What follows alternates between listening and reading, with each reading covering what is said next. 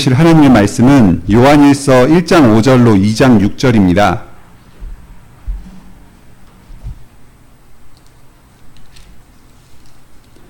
신약성경 388쪽입니다. 여기 안내지가 좀 잘못 나왔는데 신약성경 388쪽 요한일서 1장 5절로 2장 6절까지입니다.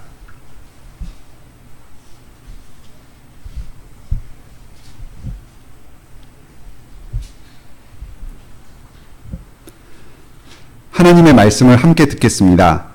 우리가 그에게서 듣고 너희에게 전하는 소식은 이것이니 곧 하나님은 빛이시라 그에게는 어둠이 조금도 없으시다는 것이니라.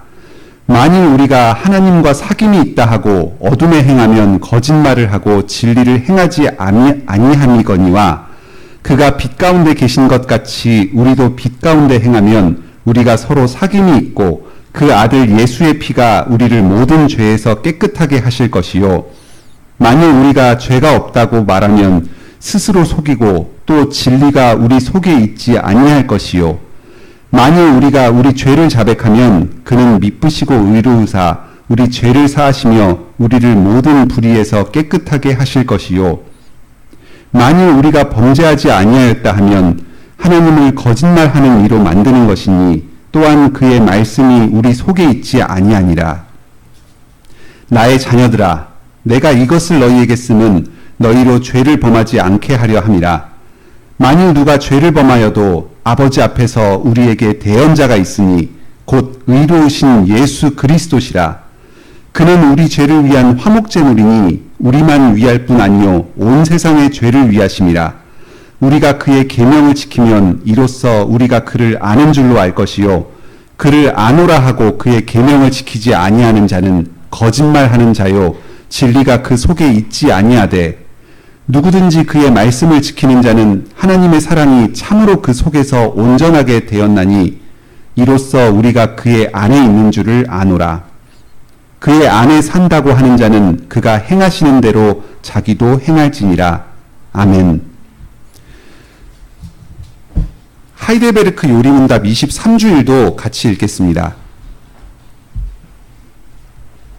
하이델베르크 요리문답 23주일 94페이지입니다.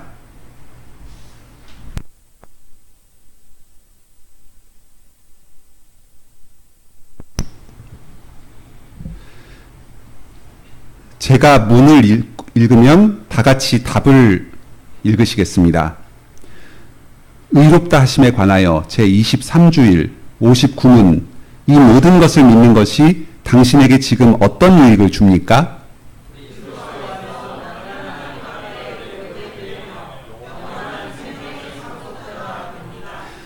60문 당신은 어떻게 하나님 앞에서 의롭게 됩니까?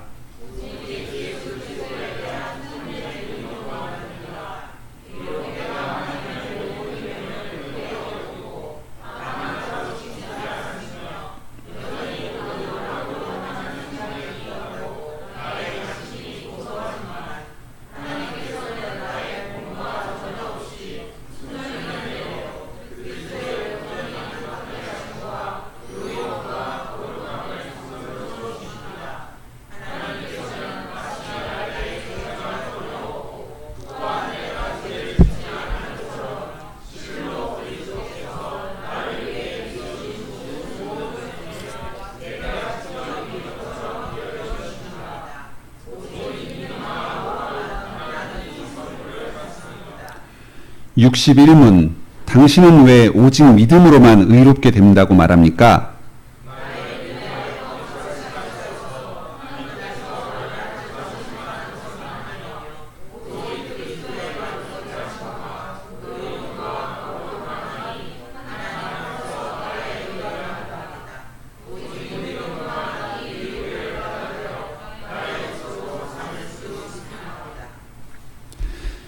이번 주와 다음 주 두 주 저녁 기도의 시간에 하이델베르크 요리문답 23주일과 24주일에 대해서 살펴보겠습니다. 이 두 주일은 의롭다 하심에 관한 성경의 가르침을 잘 정리해서 가르쳐 줍니다.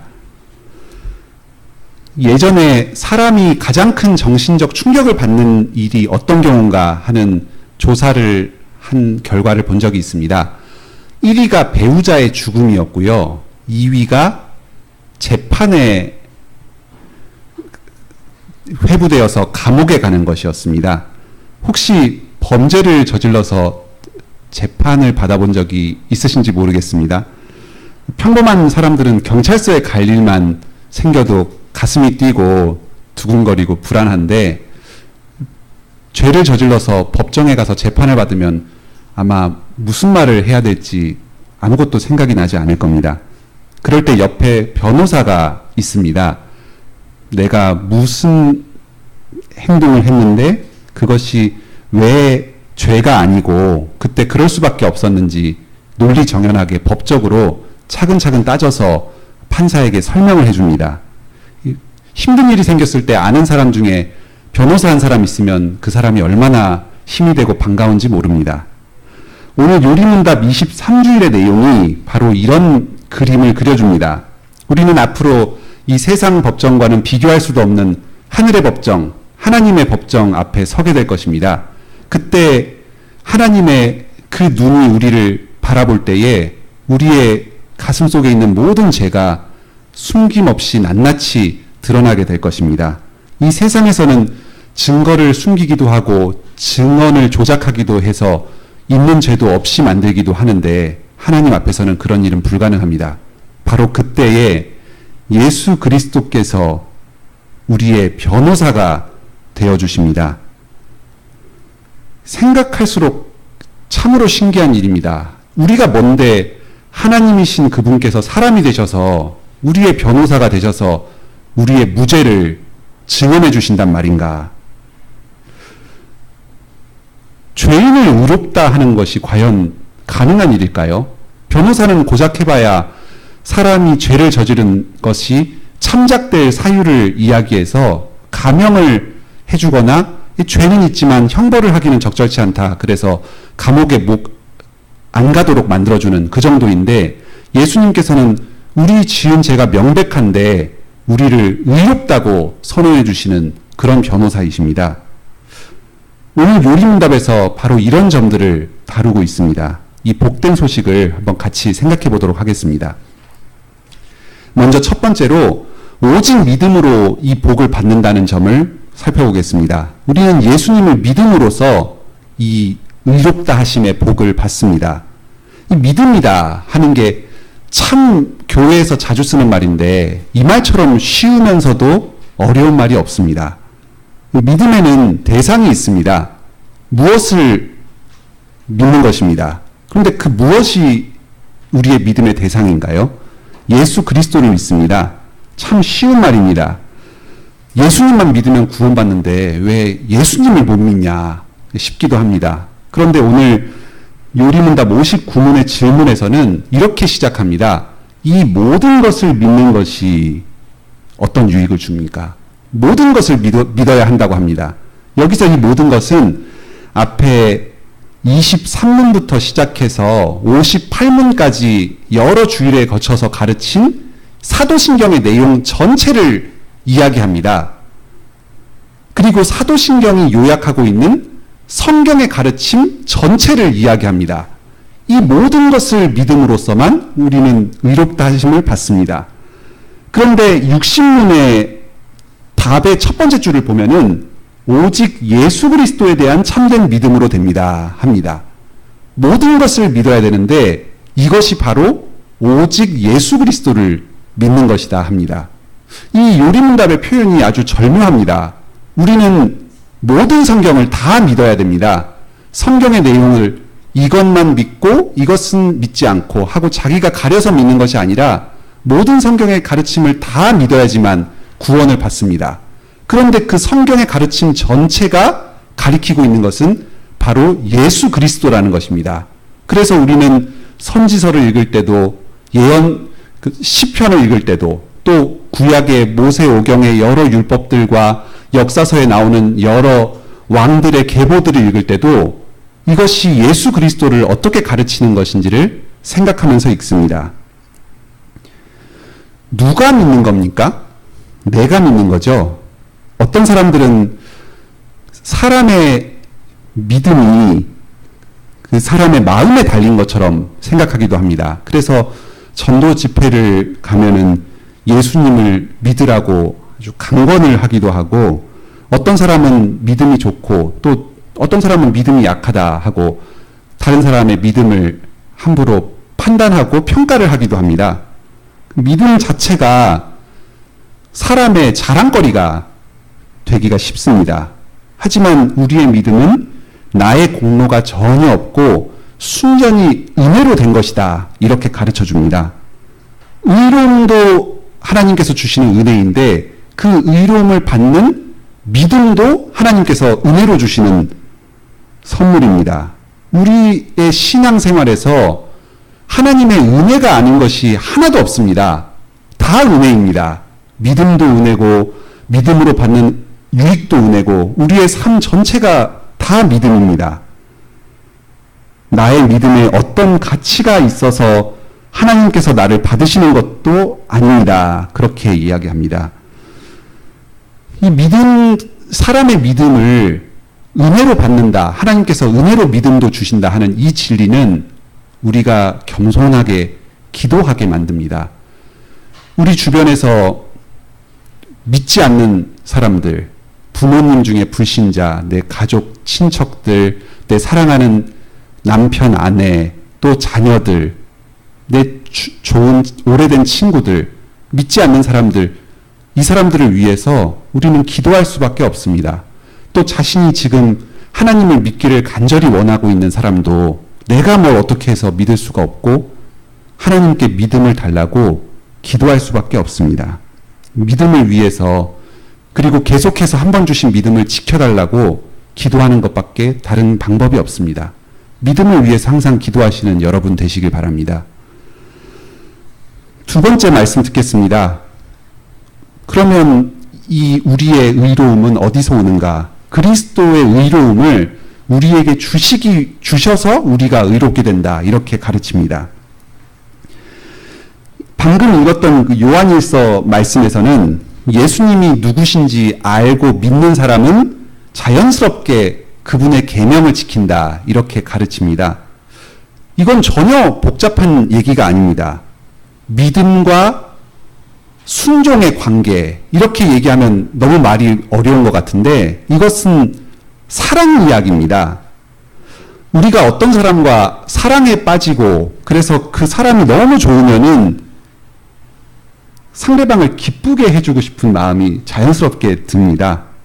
너의 기쁨이 나의 기쁨이 된다. 그래서 내가 비록 힘들고 어렵더라도 너가 기쁘다면 그걸로 나는 만족한다.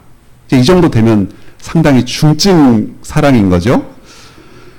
우리는 주변에서 아픈 부모님을 위해서 자기의 장기의 일부를, 간이나 신장 이런 것을 떼어주는 그 자녀의 이야기나, 아니면 자기 목숨을 바쳐서 그 위험에 처한 자녀를 구해준 부모의 이야기를 들을 때가 있습니다. 그러면 참 그 숭고한 사랑 때문에 그 마음이 뭉클해지기도 하고 그런데요.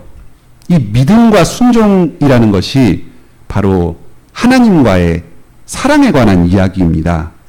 이 요한일서 1장 3절로 4절, 우리의 사귐은 아버지와 그의 아들 예수 그리스도와 더불어 누림이라. 우리가 이것을 쓰면 우리의 기쁨이 충만하게 하려 함이라. 하나님을 알고 믿는 사람은 하나님 그분과의 사귐에 들어가게 됩니다. 하나님과 예수님이 기뻐하시는 일을 나도 하고 싶습니다. 세상 어려움 가운데서도 그 하나님의 말씀에 순종하고 살려면은 참 힘든 일들이 많이 따릅니다. 경제적으로 손해도 많이 봅니다. 하지만 그 마음에 기쁨이 넘칩니다. 하나님께서, 나는 힘들지만 하나님께서 나의 이 순종을 기뻐하시고 기쁘게 받아주신다는 그 사실이 마음에 깊이 와닿으니까 그냥 힘든 가운데서도 기쁜 겁니다. 사랑하면 점점 닮아간다고 하죠. 상대방이 기뻐하는 것을 나도 하려고 하니까, 그러니까 점점 닮아가는 겁니다. 하나님의 의를 우리가 점점점 하나님을 사랑할수록 닮아가게 되는 겁니다. 이게 바로 그리스도께서 믿음을 통해서 자신의 의를 우리에게 주시는 방식입니다.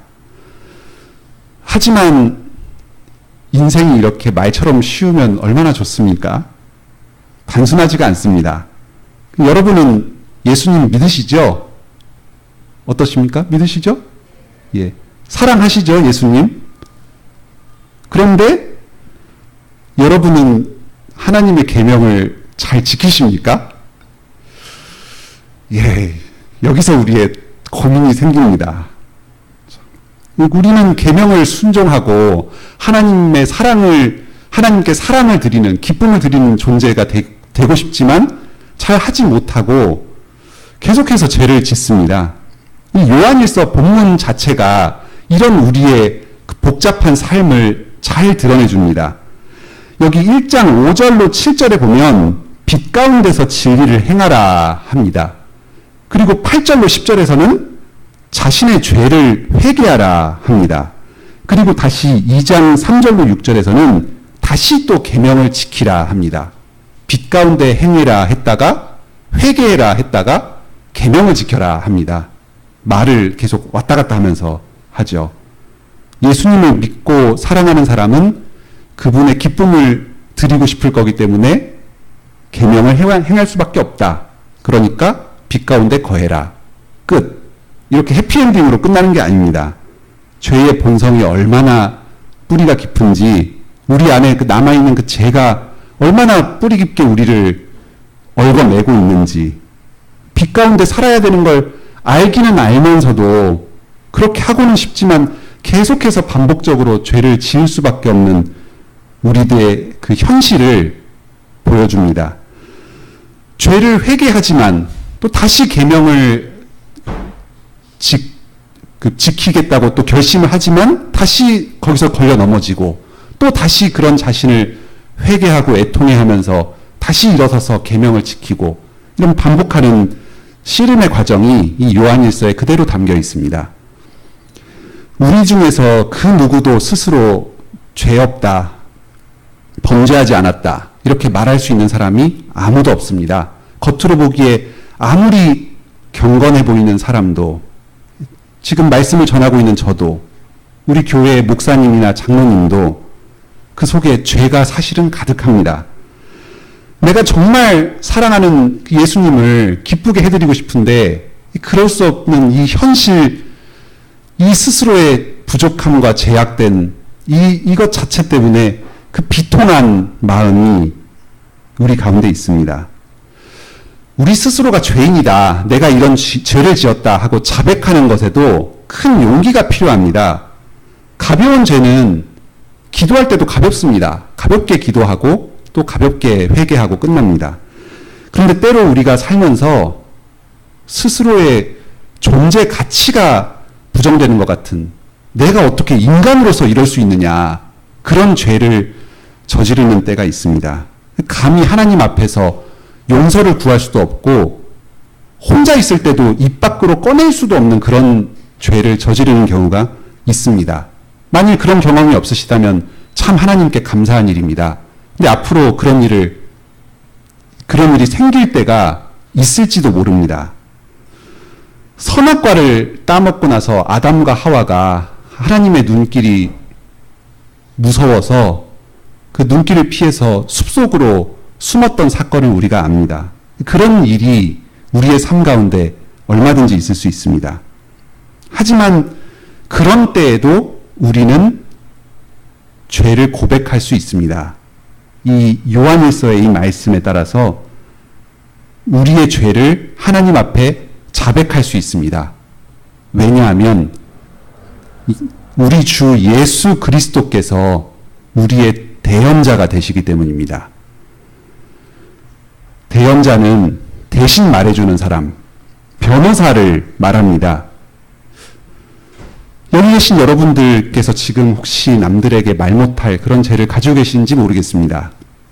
아무에게도 밝히지 못할 추악한 죄 또는 작지만 계속해서 반복해서 짓는 죄, 그래서 차마 한 번 고백했지만 그 다음에 또 짓고 또 짓는다고 계속해서 고백하기가 참 남사스러운 그런 죄들이 있을지 모릅니다. 예수님께서 우리의 대언자가 되십니다. 예수님을 의지하고 우리 죄를 자백하면 그분께서 우리 죄를 용서해 주신다고 약속하셨습니다. 우리의 의는 우리에게 있지 않습니다. 우리가 예수님을 믿고 의롭다 함을 받았지만 여전히 우리는 계속해서 죄인입니다. 의로우신 분은 오직 한 분, 예수 그리스도밖에 없습니다. 우리가 예수님을 믿고 그분을 의지할 때 그분께서 그분의 의로움을 우리에게 나눠주십니다. 우리 상태가 좋을 때가 있습니다. 수련회를 다녀온 직후라든지 아니면 요즘 정말로 일이 잘 풀리고 예배 때도 말씀이 잘 들리고 그리고 매일매일의 경건 생활도 잘하고 그래서 너무 컨디션이 좋다. 난 정말 진짜 헛된 일에 내 시간을 쏟지 않고 정말 주님께서 내게 인생에 주신 사명을 향해서 힘있게 걸어가고 있다. 스스로 만족감이 들 때가 있습니다. 하나님의 기쁘시게 하는 삶을 사는 것 같은 느낌이 듭니다. 하지만 정말 그런가요? 여기 오늘 성경 말씀에서 가르쳐 줍니다. 그렇게 말하는 사람은 거짓말쟁이입니다. 죄 없다 말하는 사람은 거짓말쟁이입니다. 우리는 항상 죄가 있습니다. 여기 오늘 요리응답도 가르쳐 줍니다. 마치 나에게 나는 하나님의 모든 계명을 크게 어겼고 단 하나도 지키지 않았으며 여전히 모든 악으로 향하는 성향이 있다. 예전에도 그렇고 지금도 그렇고 앞으로도 그럴 겁니다. 우리의 모든 최선도 이 땅에서 행하는 아무리 우리의 선한 행위도 하나님 앞에서는 다 오물에 불과합니다. 예수님께서 우리의 대언자 되십니다. 우리 의는 우리에게는 없고 저 하늘에 지금 하늘보좌 우편에 앉아 계시는 예수님께 있습니다. 사랑하는 성도 여러분, 다시 우리 죄를 회개하고 주님께 나아옵시다. 스스로 특별한 죄가 없다고 느끼는 분들은 지금 이 자리에서 자신의 교만의 죄, 거짓말하는 죄를 회개하셔야 되겠습니다. 우리 스스로가 잘났다고 우쭐댈 것도 없고 또 죄지었다고 좌절할 것도 없습니다. 오직 예수 그리스도만을 바라보면서 사는 사람은 자기를 높이는 일도 없고 죄책감에 빠지는 일도 없고 겸손하지만 항상 기쁨이 넘치는 그런 삶을 삽니다. 우리 의는 우리에게 없고 하늘에 있다는 사실을 항상 기억하시고 늘 겸손하지만 기쁨이 넘치는 삶을 사시길 바랍니다. 세 번째로 한 가지 말씀을 더 드리겠습니다. 이 말씀은 우리가 예수를 믿으면서도 오늘 드린 이 말씀은 예수님을 믿으면서도 같은 죄를 계속 반복해서 짓고 회개하면은 그만이다. 쳇바퀴 돌듯이 똑같은 그 죄 가운데서 머무르는 삶을 살라는 그런 이야기는 아닙니다. 여기 요한 1서 2장 1절에서도 이런 구절이 있습니다. 나의 자녀들아, 내가 이것을 너희에게 쓰면 너희로 죄를 범하지 않게 하려 함이라. 예수님께서 우리에게 주시는 그분의 의로움에는 거룩한 삶도 세트로 따라옵니다. 우리가 예수님을 믿고 의롭다 하심을 받으면 삶이 자연스럽게 거룩해집니다. 너 계속 죄 지어도 언제든지 와서 회개만 해. 그러면 계속 죄 용서해주고 의롭다 해줄게. 여기서만 끝나는 것이 아닙니다. 말뿐만 아니라 실제로도 거룩하게 해줄게. 거룩한 삶을 살게 해줄게. 죄를 이기게 해줄게. 그런 겁니다. 요리문답 61문에 보면은 오직 그리스도의 만족해 하심과 의로움과 거룩함만이 하나님 앞에서 나의 의가 됩니다. 이렇게 얘기합니다. 만족해 하심, 의로움, 거룩함. 이거 세 개를 다 합쳐서 의로움이라 이렇게 이야기를 합니다.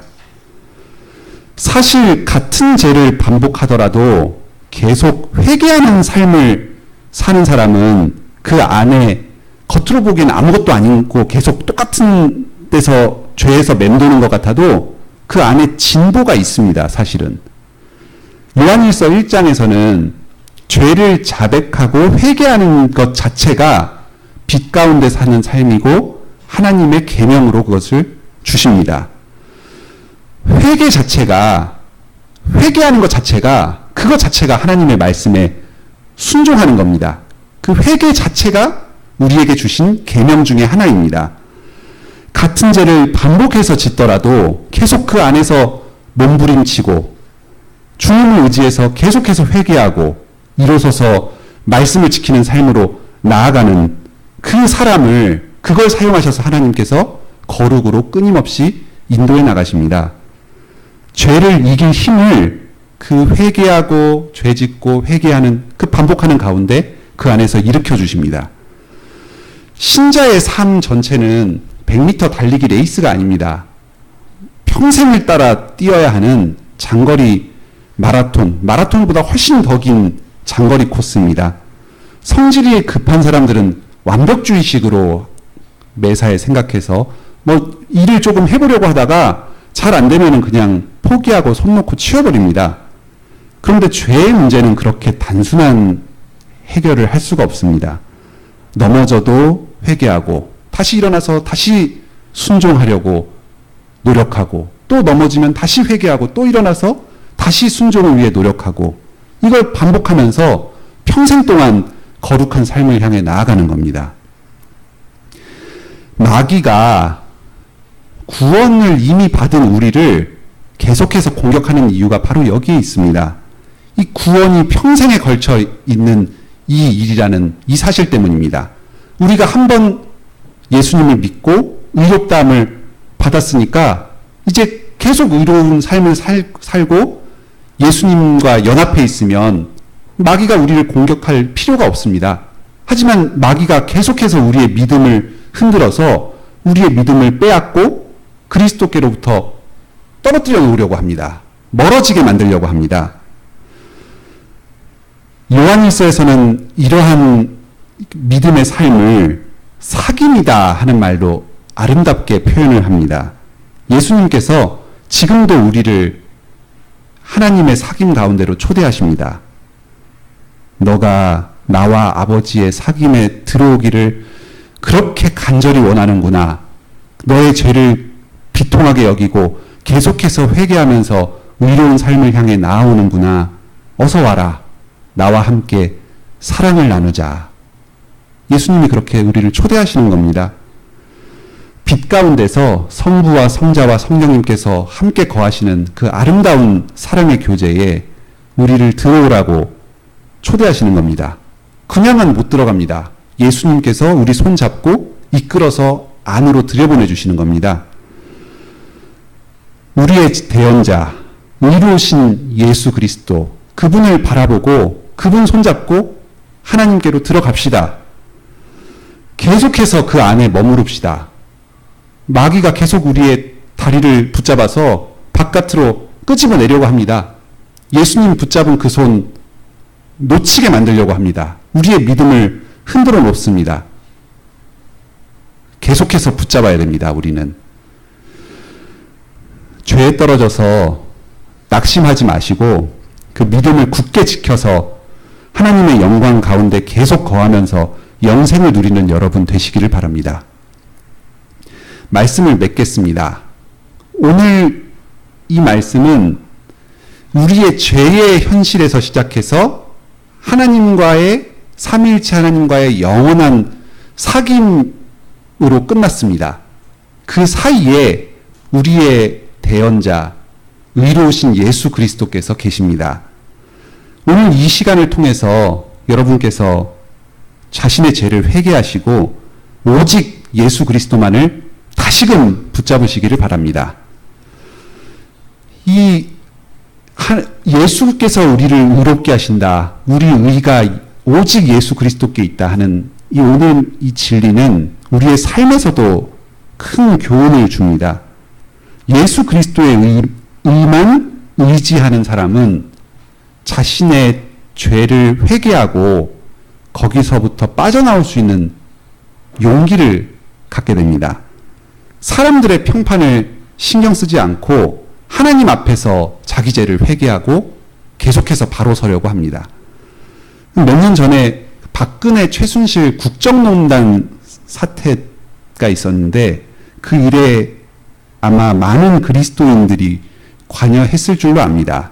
그런데 그 사람들 중에서 양심선언 한 사람이 한 명도 없었다는 사실이 우리 한국 교회의 큰 수치로 남아 있습니다. 사람이 물론 죄를 지을 수는 있습니다. 안 지으면 좋겠지만 사람이니까 죄를 지을 수 있습니다. 그런데 왜 일이 벌어진 다음에라도 그 주님 앞에서 교회 앞에서 자신의 잘못을 공개적으로 시인하고 바로잡으려고 했던 사람이 없었던가? 저에게 큰 의문으로 남아 있습니다. 세상 속에서 그리스도인의 특별함을 드러내는 계명의 순종, 빛과 소금된 삶을 사는 것이 어쩌면 그렇게 대단한 일을 하는 게 아닐 수도 있겠다 싶은 생각이 듭니다. 자신의 잘못이 드러났을 때 그 잘못을 솔직하게 인정하고 용서를 빌고 합당하게 거기에 걸맞는 책임을 지는 게 이 회개의 계명에 순종하는 그것만이라도 세상에서 그 하나님과 우리가 서로 사귐에 있다, 참 기이한 관계, 빛의 관계에 들어가 있다 하는 그런 모습을 충분하게 드러낼 수도 있지 않겠는가 싶습니다. 세상의 비난과 사회적인 업적이 전부 다 무너져 내릴 것 같은 그런 순간에 자신의 죄를 덮어야지만 살 수 있을 것 같은 그런 순간에도 그 두려움을 이기고 세상을 의식하지 않고 하나님 앞에서 자신의 죄를 회개하고 합당한 책임을 지는 그 힘이 바로 예수 그리스도의 의로움만을 굳게 의지하는 데서 나옵니다. 직장에서 이 회개의 계명에 순종하여서 오직 예수 그리스도의 의만을 의지하면서 하나님께 영광 돌리는 여러분이 되시길 바랍니다. 또 그리고 우리가 내부 고발자들을 바라보는 시선에 대해서도 생각해 볼 수 있겠습니다. 많은 경우에 사람들은 내부 고발자를 자기는 다 누려놓고 지금 와서 혼자 살겠다고 저러나 이렇게 좀 배신자처럼 취급하는 경향이 있습니다. 그런데 어쩌면 그런 기회주의적인 사람도 있겠지만 어쩌면 그 사람이 주님 앞에서 회개하면서 나오고 스스로 잘못을 바로잡으려고 하는 걸지도 모르겠습니다. 혹시 국정농단 사태 때도 제가 잘은 모르지만 그 자기 죄를 회개하고서 검찰 조사에 잘 협력해서 죄값을 치르시는 기독교인이 계신지도 모르겠습니다. 혹시 그런 분이 계시다면 주님께서 그분께 복 주시고 회복시켜 주시기를 바랍니다. 함께 감사의 찬송 부르시겠습니다. 새 찬송가 96장입니다.